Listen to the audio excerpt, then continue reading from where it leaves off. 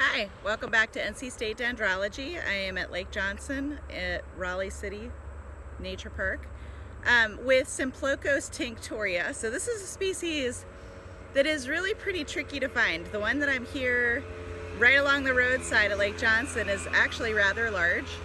And so it can be a tree, it can be, this one's fallen down a little bit, but it's probably 20 or 30 feet tall. But it also exists most commonly, and you'll see it most commonly as a small shrub. And it is found throughout the state, coastal plain and mountains, and it's one of those species that, you know, if you look at it, it just doesn't, it's not really, it's a little bit nondescript, and so there have been many day that I've puzzled over this species, wondering what it is, only to realize eventually that it is sweetleaf, horse sugar, or Symplocos tinctoria. So this is in the Symplocaceae family, so it's its own family. Tinctoria means of or containing dye. And so that is speaks to its characteristic of having a yellow dye inside of the leaves and also the bark. And if I'm looking at this species, right, so the leaves are perfectly elliptical, right, so widest at the middle and then tapered to a point on both sides. Both at the base and the tip. And one of the giveaways when I'm starting to think that maybe this is a sweetleaf is I feel the leaves, they're quite fuzzy on both sides. So they're soft and fuzzy on both sides. And so that's something. The midrib can be a lighter color. In this case it's white, sometimes it's yellow.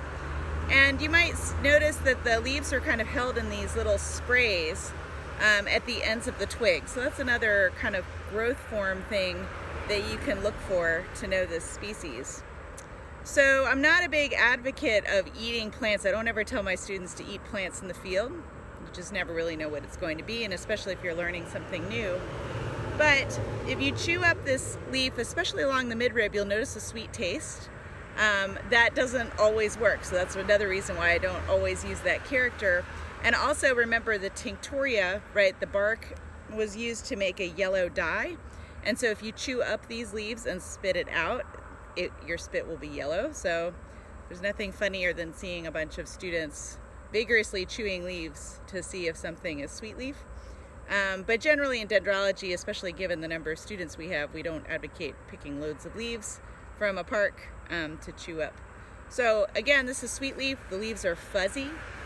It's a small tree. It is also known as a tardily deciduous plant, so that means that it's kind of late to drop its leaves. In the springtime, it is an early spring flower and it has beautiful yellow flowers. So if you see the flowers, that might be a good way to know it.